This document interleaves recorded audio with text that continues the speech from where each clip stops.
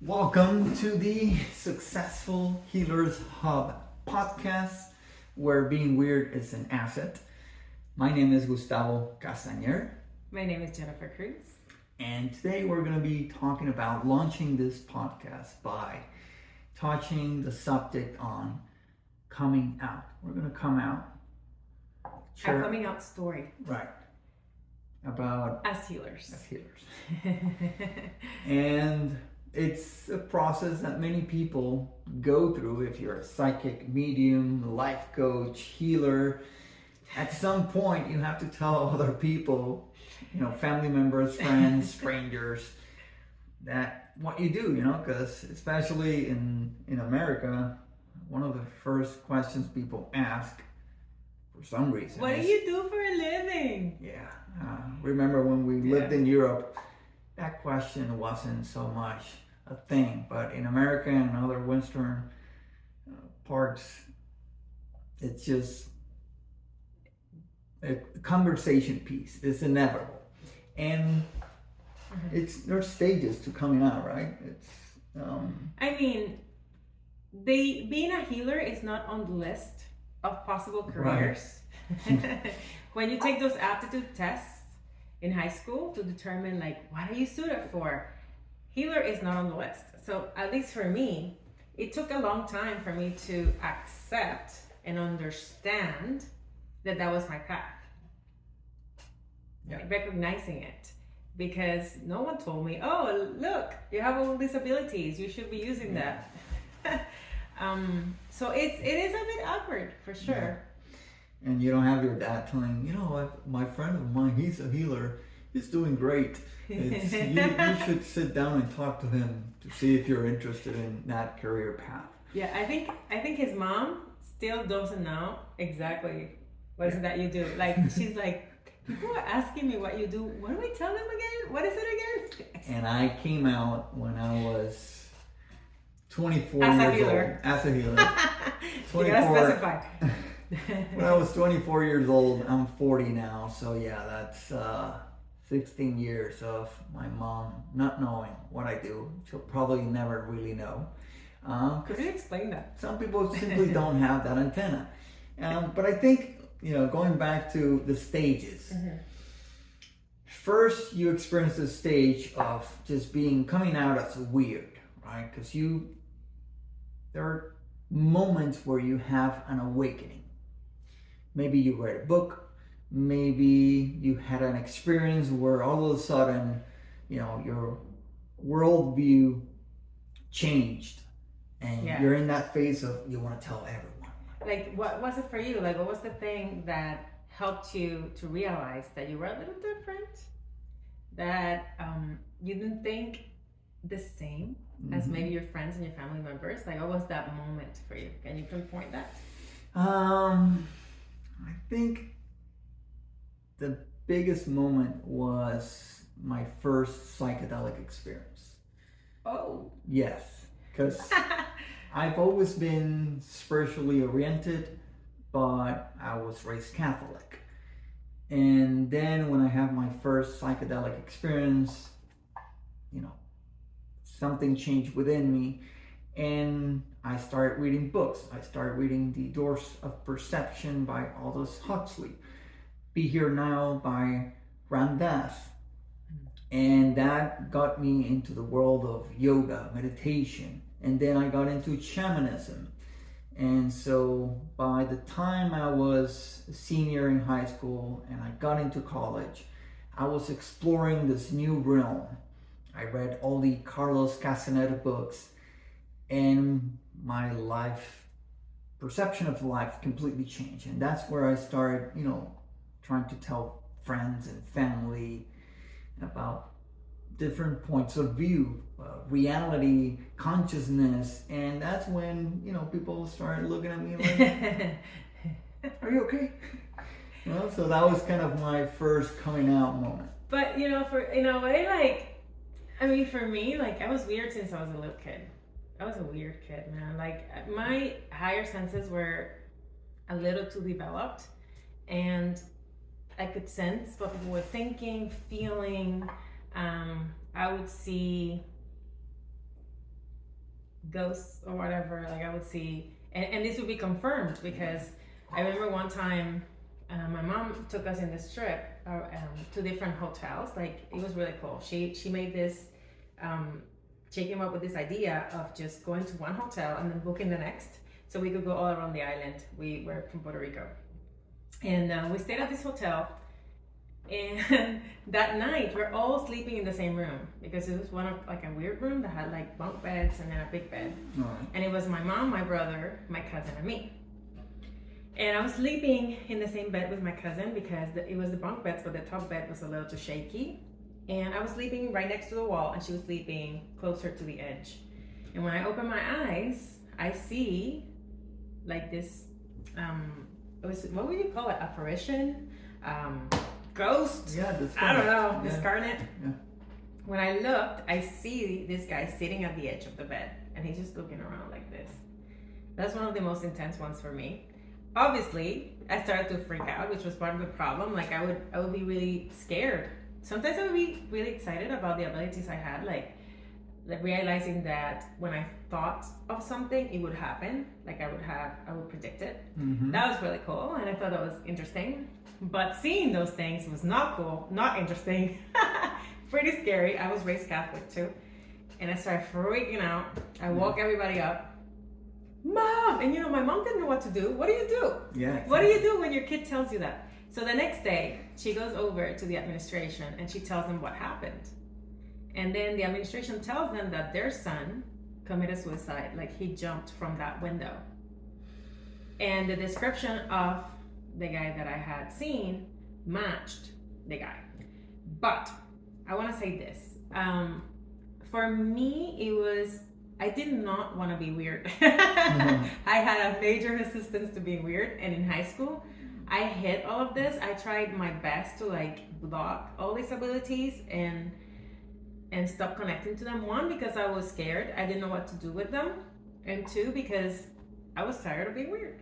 I wanted to have friends, Have you ever had an experience where you had to like, kind of like, hide it a little bit? Because at first you're super excited. You're like, I'm going to tell everybody. Right.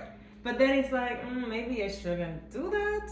Yeah, that was kind of my experience where in the beginning, I want to tell everyone, like, I got to tell people, like kind of that rescuer archetype. You want to save people. You want to tell them, like, you've been living a lie.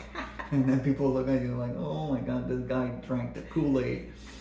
But yeah, I went through a period and then going through depression, etc. Finally, I went into I want to heal myself journey. So I started studying psychology because that was the most accepted path, mainstream path, approved by my parents and peers, where I could explore consciousness. But then I was miserable. It wasn't helping me. And on the side, I was going to healer certifications and workshops. And finally, when I was 24, I said, this is what I'm going to do for a living. I'm going to dedicate my life to this. And that's it. And I was just starting out my master's degree in psychology. And I had to tell my parents because they were helping me with college, right? And your mom loved that. Oh yeah.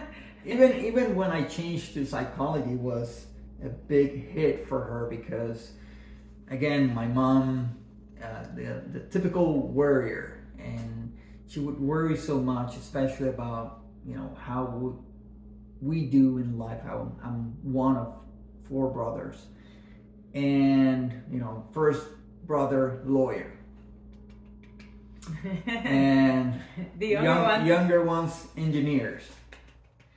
And I entered into, believe it or not, the career I chose to apply for college was CPA, an accountant. I had no idea what I didn't know that. Yeah.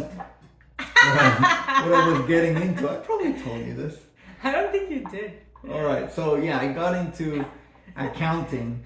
I go there in college, and it was like they were speaking alien to me. I was miserable, and within the first week, I went into the office, like the college campus office, and I said, I want to change majors. And they said, well, like this is the last day you can do the change without any, like it was a breeze. So I chose psychology. I told my mom, she freaked out. But then she came into terms like, oh, he's going to be a psychologist. I can explain that. I understand that. But then, I do my bachelor's in psychology. I go into graduate school, get into my master's degree at this prestigious university. And then I'm like, no, all over again. This is not for me. So I sit down, my mom and my dad, and I'm really nervous. I'm really anxious because I think they're gonna say to me, you are crazy. No way you're gonna do this, etc., etc. But I sat down and I said, look, I'm not liking psychology. This is not for me. I've been studying energy healing. And they were like, what? What is that? And so, I tried to explain. I was like, so what are you going to do? Are you going to see people? Like, no, I'm going to work remotely. And to my surprise, remotely, right? Yeah. Remotely. Like I'm not gonna see them. I'm gonna work with them remotely. Yeah, that's even easier to understand. Back in the day, like when I began, I did have a space. People would come in and I would do online sessions as well. But anyway, to my surprise, they were supportive. And they said, look, if this is what you want, then go for it. They were not thrilled about it, but they supported me. And so I finally kind of officially came out. And then, news spread out. And then, friends and family members were asking me, so what is it that you do? And I would get these blank stares like. Or lie. Exactly. We lied for years. Yeah. For years. We do, public speaking.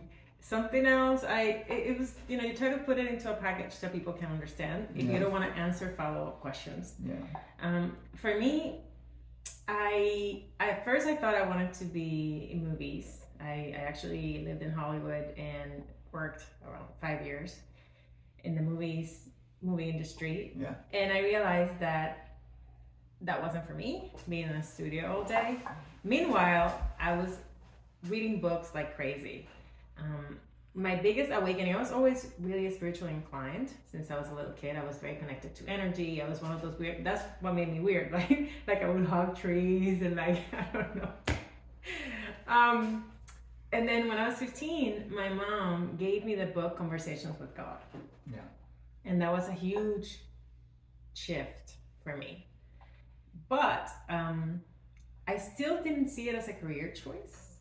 It wasn't until I thought I was in the movie industry and I was like, all I do in my free time is read spirituality books and yoga and stuff like, right. Definitely that's my interest. Right. So I went in that direction, but I still didn't know what to do. And it wasn't until I tried different careers and we decided to take a course on teaching. And they talked about that there's different kinds of intelligence, right? There's like sports intelligence, people are really good at languages. And one of the intelligences, is that a word? Was spiritual intelligence. Yeah. And I thought, finally, I was like, that's me. I think that's me. I think that's my intelligence. It's weird because it's not something that is talked about. And from that moment forward, I started to focus my energy on how I can use this to support other people.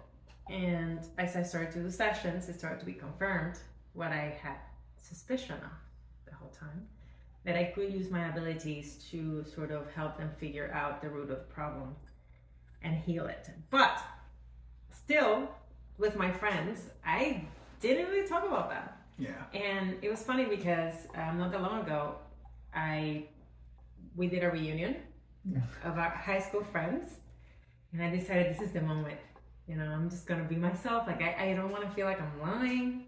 So they asked me. You came out to your friends. I came out to my friends. I was like, well, I do this kind of practice. I support people to transform their subconscious beliefs, and I help them with my intuitive abilities.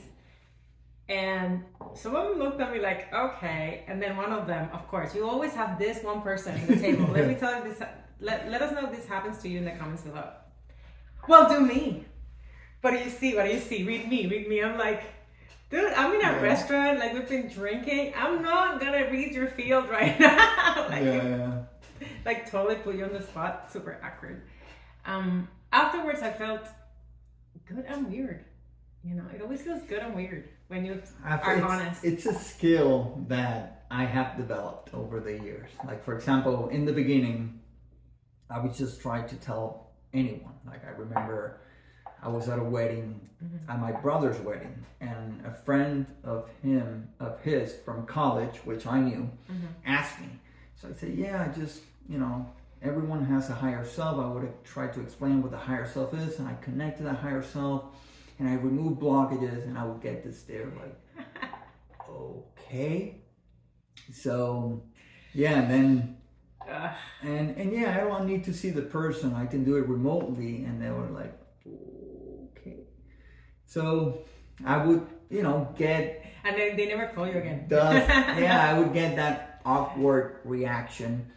And little by little, I just started to develop this, use my intuition to see if the person had an antenna. And based on that, I would kind of read their field, and I would, depending on the antenna, I would say, okay, I would be super honest and blunt about it. If not, I would be like, yeah, I'm a life coach.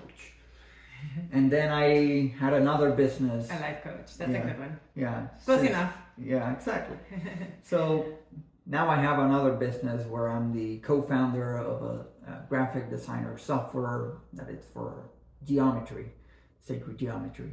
And so now I tell people that, I do web design, the marketing, the sales for this graphic designer software. And I go like, it's a software, but I don't know about you, but I've told people that, and I'm like, sacred geometry, and they're like, sacred geometry? No, I tell it's geometry based. Right? Geometry based, that's better. Sacred geometry, okay. Yeah. What is? And I'm like so innocent. I'm like, I assume that people know what that is. Like, how do that's such a part of our lives, as you can tell. But hopefully, you can find another weird person in your life. Yes. To share your weirdness with. Please let us know in the comments below. How do you answer when people ask you, what is it that you do for a living? And did you have to come out? How did your parents take it? Like, we love to hear your comments. This is the space. Because we felt like we wanted to create this podcast because we felt like we don't really have a space as healers to like be ourselves. And, we love being grounded. Don't get me wrong. Yes. It's one of the things that we appreciate. I'm a double agent. I live a double life. What do you mean? Well, let's say Batman? No, like for example, we have this group of friends from our daughter's school, and we do barbecues. We get together, and I like being a very grounded person. Like I know different people who are in this industry. Some people just love to talk about this all the time. Yeah. Consciousness, manifestation, conspiracy theories, every single time, right? And although I like those topics very much so, like I said, I scan for that antenna. And if someone doesn't have that antenna, like, I can talk pretty much about anything. So I, pretend to be a normal person, a mogul. And then, it's kind of inevitable, organic. Someone will test the waters, or I'll test the waters, and something will come out, and it's like, oh yeah, you have that antenna, and then we'll get into that conversation. But for the most part, I would say a big chunk of people who I interact with, daily, on a weekly basis, have no idea what I do for a living. Yeah, and I want to say, before we close, that we were talking about this earlier. Where did this come from? Like, why is it so uncomfortable for people to talk about energy? Whether you are, medium, a healer, Reiki, yoga, all these things.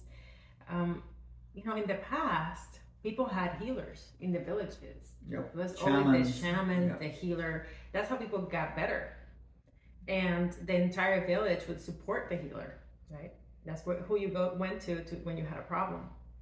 But then when the Inquisition started, the burning at the stakes, all these things, those healers were targeted. And it became very dangerous to believe in magic, to believe in anything esoteric. And that era in human history lasted for 500 years. Yeah, it's imprinted in the souls. So it imprinted on us that it's not safe, it's dangerous, you'll be outcast, you'll be treated as weird. But fortunately, I think we're entering into an era where people are starting to open their minds more.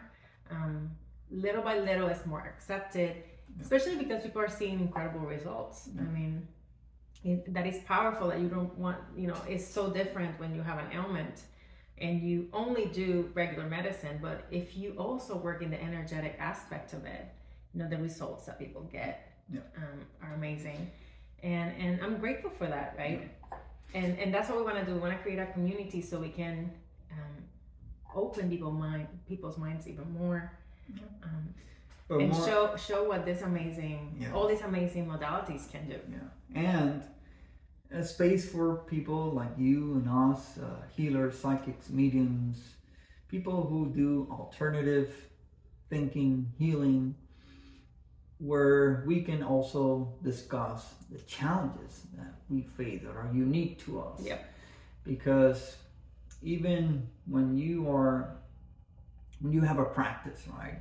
When you're a healer or a psychic, people kind of put you on a pedestal. They think you have everything figured out.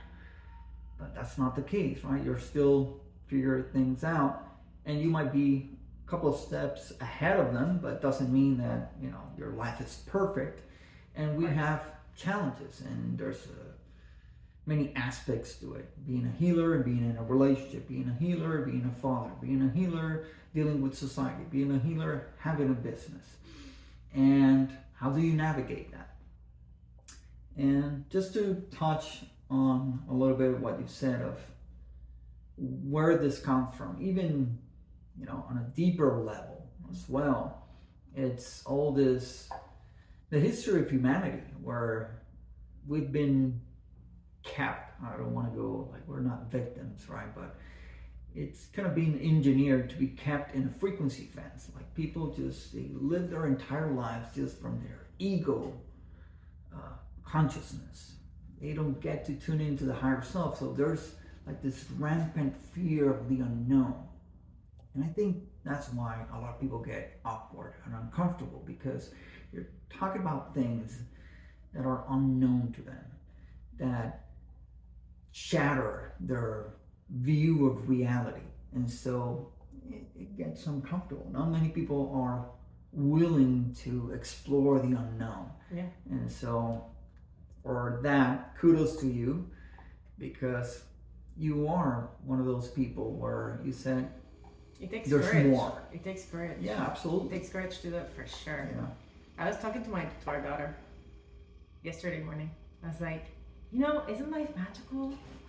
You see the sun? The sun is a star. She's like, Mommy, what? Yes, it's a star. We're bathing in starlight right now. Really? And what about rainbows? People try to tell you because there's a scientific explanation for things that they're not magical. Really, we live in a bubble that is floating in outer space around a ball of fire. Okay, so it's beautiful. It's beautiful to have different perspectives and to share them. So thank you so much for tuning in. And that's the conclusion of our first successful Healer Hub podcast. And stay tuned, because coming up next is a podcast about having to sell when you're an introvert. Ooh, yeah, we're gonna do lots of different topics, like experiencing burnout as a healer, doing things when you don't want to do them, right? When you're not in the vortex. Really powerful tips to support you to have a very successful practice, but also a very happy and connected life. Yeah, absolutely. Very balanced life. Thank you for telling me. Thank you for watching, and I'll see you in the next one. Bye-bye.